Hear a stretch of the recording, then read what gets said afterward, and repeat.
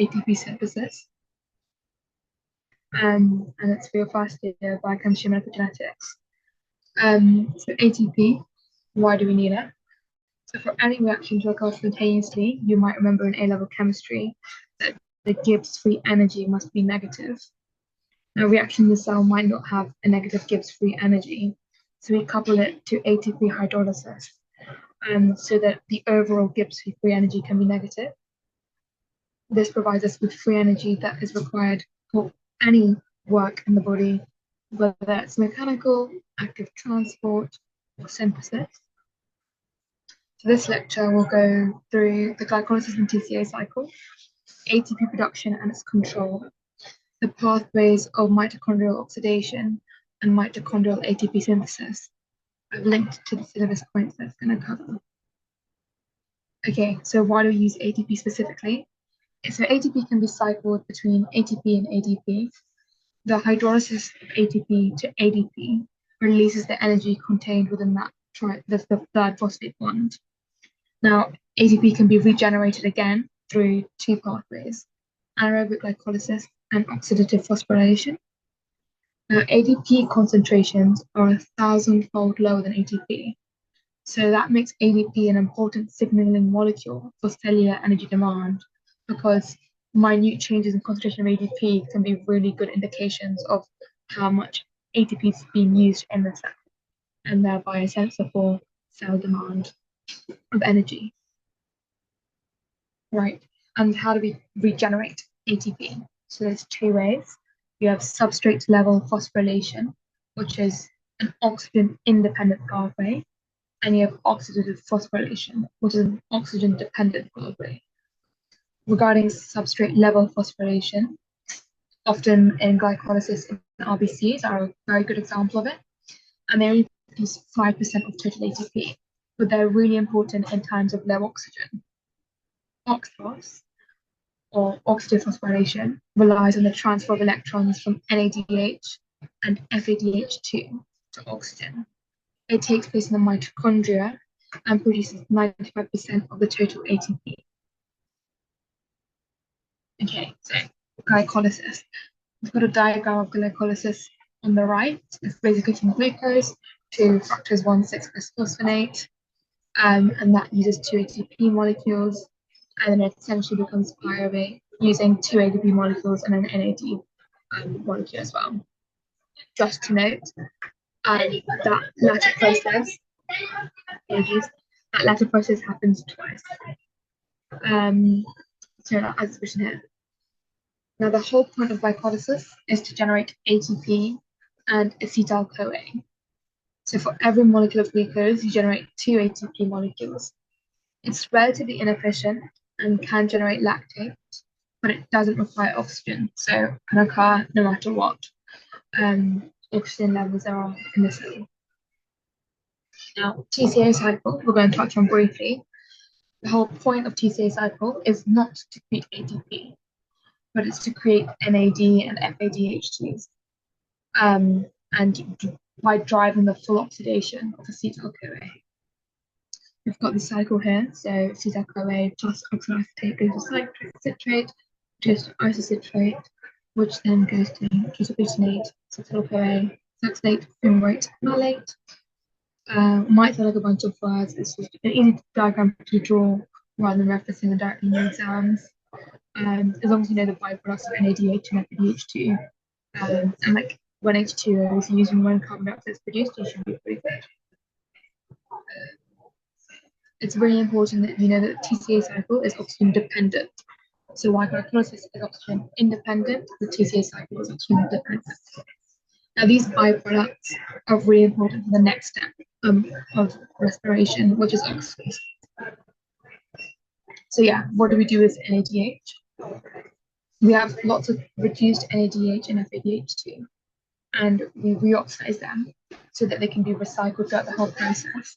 But also, that process of oxidizing the NADH and FADH2 that you get from TCA and glycolysis is what you use for oxidative phosphorylation. So you might have come across You might have come across Peter Mitchell's chemiosmotic theory, and that basically is this idea that when NADH and FADH2 are oxidized to NAD plus and FAD, oxygen is reduced to H2O. At the same time, you have ADP that's phosphorated back to ATP.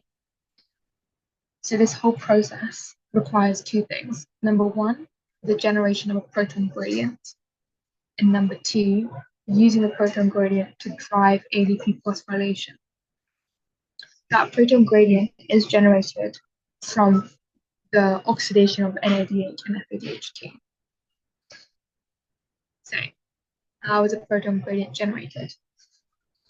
If we look, I don't know if you can see my cursor, but NADH and FADH2 pass on their electrons into complex 1 and 2 respectively. And this essentially that is then cycled through a series of electron carriers in the inner membrane space of the mitochondria. As they do this, the energy that is released from this process is used to put protons into the intermembrane space. And by pumping protons into the intermembrane space, you're creating a proton gradient. The electron transport tree, right? So we have complex 1, complex 3, and complex 4. That's what the C stands for.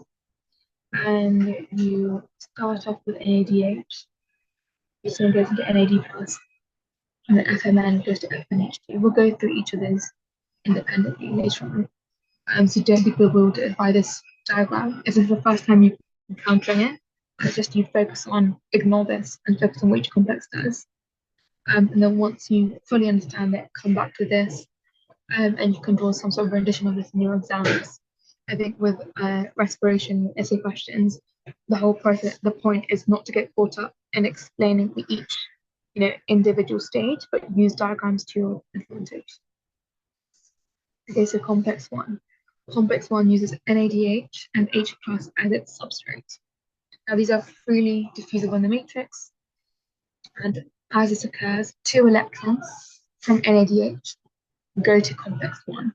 Okay, but that's quite non-specific. If we're being more specific, those 2 electrons first go to flavin mononucleotide.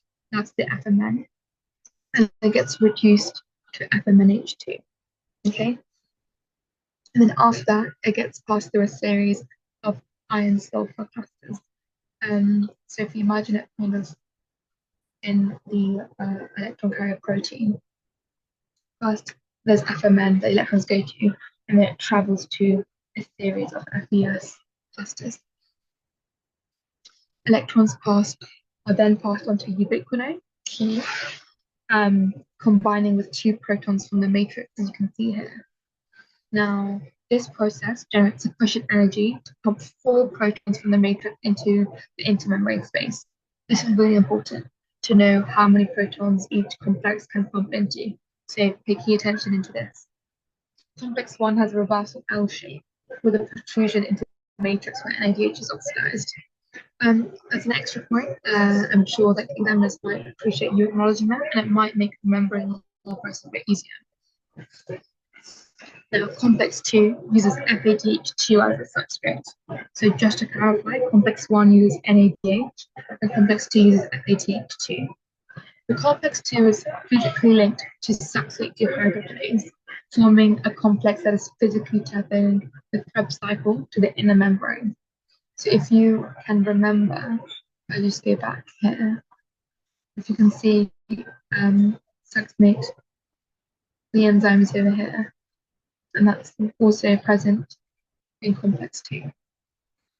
So an important reason to remember, or something that can help you remember this, is that FADH2 is not necessarily free, but is a prosthetic route for the enzyme saxonate dehydrogenase. Now, the 2 electrons are passed from FADH2 to a series of FES clusters, and the electrons are then passed on to Q along with 2 protons from the matrix. Complex 2 doesn't fully span the membrane as complex 1 does. And it's also important to note that there's no proton pumping at complex 2. because it doesn't span the membrane completely, and complex 2 doesn't contribute to the proton gradient. The whole purpose of complex 2 is to generate QH2. So entry points for reduced species are both complex 1 and complex 2. Is everyone with me? I'll go to the chat. Okay. So if I can ask you some questions, and feel free to write in the chat. What molecule enters at complex 1?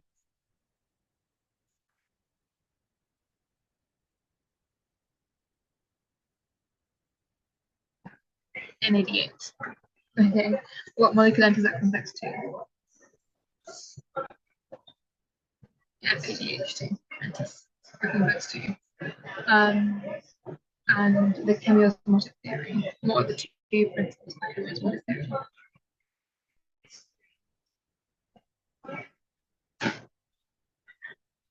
Is the generation of a proton gradient.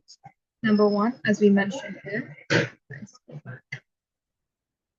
Yeah, generation of proton gradient and neutralizing that proton gradient to drive phosphorylation of ADP. So, complex 3. Q cycle is the one thing that I would say that you could both draw and talk about in your essay, because I think it's quite, gets you the higher marks of the band. So if anyone has any questions. No? So QH2 is a hydrophobic molecule, and at complex 3, QH2 undergoes the Q cycle to produce reduced cytochrome C as a product. Now, complex 4 can only receive 1 electron at a time, and QH2 has 2 electrons. And that's the whole conundrum of the Q cycle. So the Q cycle has 2 halves, the first half and the second half, as you can see by the diagram. Right? So the outcome of complex 3 is cytochrome C and 2 protons pumped in per a QH2 molecule. So you see this QH2 molecule, it gives 1 electron to cytochrome B, which gets Q to Q minus, and then 1 electron goes to F and S, which then goes to cytochrome C and reduces cytochrome C. And that pops 2 protons. And then another QH2 molecule is used to provide 1 electron to cytochrome B and 1 electron to F, another 2 protons, and then the Q minus then becomes QH2. Is that clear? So you need 2 QH2 molecules to fully get the 2 electron transfer to cytochrome B and to then Q to Q minus to QH2. Okay, it's a lot of Q's being thrown around, but I really recommend, if you don't understand it, okay, just draw them out and explain that it's important and that there's 2 halves to the Q cycle. That's really good. Complex. Okay, so this is where the electrons are finally accepted by oxygen to form water. It begins with 2 cytochrome C molecules passing their electrons to copper B and a heme A3, which then react with oxygen to form a peroxide bridge. I found this really good diagram, which I think should all be in your lectures or books in general. So first of all, the first point shows that 2 molecules cytochrome C sequentially transfer electrons to CuB and heme A3. So we have cytochrome C, and it passes electrons into to reduce the CuB and heme A3. Okay, that's just the transfer of electrons. So those 2 are now, reduced. Then the reduced Cu8 or CuB, and iron in heme A3. So iron is in heme A3 and the copper is by itself. They bind to oxygen, and that forms a peroxide bridge. Okay. Then you have another 2 cytochrome C molecules, which ultimately allows the entry of 4 proton ions to form 2 water molecules and release them. So, just to clarify, you have 2 molecules of cytochrome C that ultimately reduce heme A3 and Cu8. CUB, sorry. Then reduce CUB and reduced iron, which is in heme A3, bind to oxygen that forms a peroxide bridge. Two cytochrome Cs and then added further, and this ultimately leads to four protons to enter, which forms two water molecules. Are we clear with this idea? Does anyone have any questions? Does anyone want me to clarify anything again?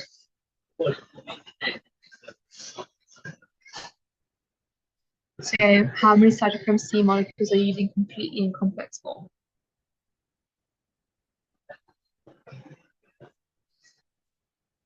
You can type in the chat if you have any answers. Four. So ultimately it's four cytochrome C molecules in one process. So complex four cytochrome C. Just as a reminder, cytochrome C comes from where? It comes from the Q cycle. Okay. So what are we then left with? You have lots of protons in the intermembrane space. Yeah, it's one NADH molecule, you have 10 protons. And for one FADH2 molecule, you have 6 protons. Now this is where supposed magic happens.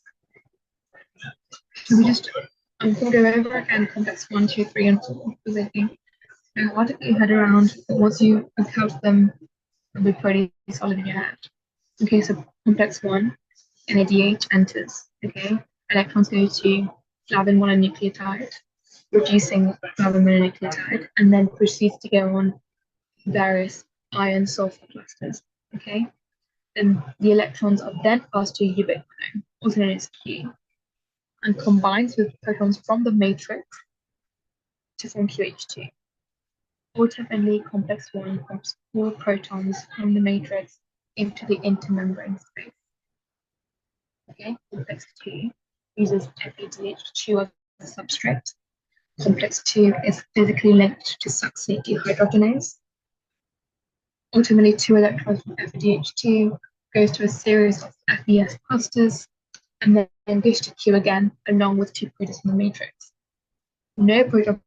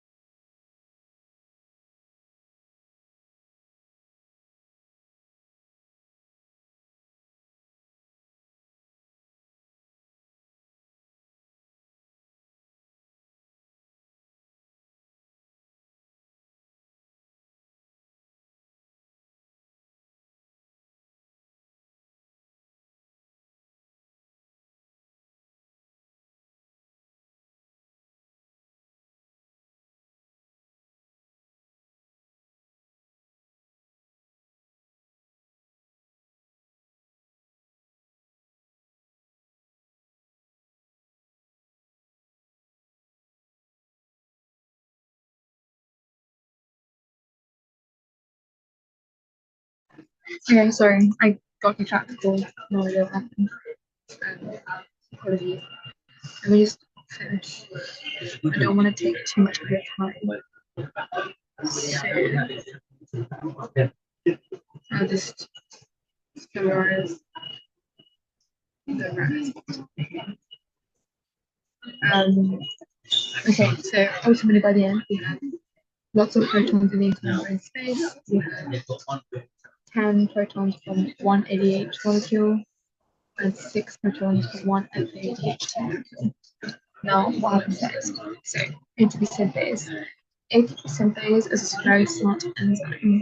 It has an F4 section that is in the intermembrane space and an F1 that protrudes into the mitochondrial matrix. Okay, so what it does is it basically uses the movement of protons that goes through the A segment. Okay, that moves down the hemiosmotic gradient to physically power ATP synthesis. The movement of protons causes the enzyme to cycle through various conformations. Okay, because a proton essentially binds, as it goes through, it binds to a C subunit. Okay, and specifically starting in the C subunit to neutralize charge. Now, there's experimental evidence which shows that attaching fluorescent actin to the gamma unit can show you the rotation of the actual enzyme. ATP then gets back out using ANT and phosphate carriers. Okay, so as we can see in the top, we can see the different conformations that the different subunits can have in order to physically rotate. Okay. So, clinical evidence. Non-showing thermogenesis. Brown fat has UCP1, which is basically a protein core that discharges electrochemical gradient. Okay, so you're just generating a lot of heat, essentially. And this causes the ETC to work overtime to generate heat in the form of chemical reactions. Now, 2,4-DNP is a chemical uncoupling, which is used as a diet pill initially with dangerous consequences if people die from hypothermia. Now, the similarity here is a biological and chemical version of uncoupling. One has a physiological purpose of generating heat, and the other one was thought that, if you uncouple the process of proton dissipation with ATP phosphorylation, and you uncouple that process, and you get a lot of energy being released without it being used to form ATP. Okay, and so because uncontrolled release of energy, it can be used to essentially burn down fats. And the problem is that it's uncontrolled, and so there's no sort of regulation, and the whole body, you might understand by now, works in regulating. So on being unable to change that process because it's not able to be controlled can lead to hypothermia and people's death. Now, many people are trying to get white fat into brown fat and trying to reduce and understand how they're differentiated into the way they are and how they can go back to non-differentiation and switch its differentiation pathway. Because brown fat is considered a bit more valuable than white fat. So to recap, the TCA cycle and glycolysis generate a large amount of reduced electron carriers to oxidation metabolites. The reduced electron carriers pass the electrons on in the ETC chain to pump protons into the AIMS. So, does anyone know how many protons does the first electron carrier protein pump?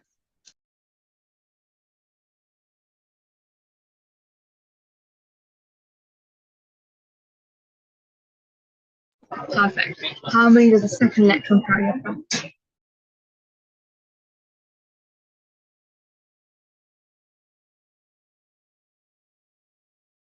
Yes, good stuff. Right, because the second one only creates the QH2. That's really good with them. And this, reduce electron carriers pass electrons on in the ETC to the protons. The proton gradient then drives oxygen phosphorylation through ATP synthase. And that's that. Just regarding to exam technique, what I would suggest is kind of this diagram is the most important. For the diagram, get it right. Know that the product is 2 ATP and NADH, sorry, is produced, but that's actually happens twice. So 2 NADH and 4 ATP plus the utilization of 2 ATP. Yeah, that forms the net product. And know about DHAP and GHAP being intercombined into each other. The TCA cycle, I think it's good to quote it. The only thing that you need to know is that the phosphorylation of GDP to GTP is uniquely substrate level. So it might be worth commenting on that. And just knowing what the byproducts are the main points to have in this slide. And that is oxygen dependent. Then, as you know, the different complexes in the proteins. I think the Q cycle is a very important point to be have. Understanding that is really key, and understanding how ATP synthase works. In fact, if you manage to draw a diagram of some sort, that is good. I think complex thought is a good one to get your head around and draw if you can, because once you understand the whole process, which I hope you'll do now, it's very easy to draw a diagram. As you see, compared to the Q cycle, which obviously draw a diagram because explaining will be way harder, but it's a bit more of a complex thing to draw. So this diagram, I think, is really a good one to get in your head. And yeah, I think that is it. So please complete the feedback form.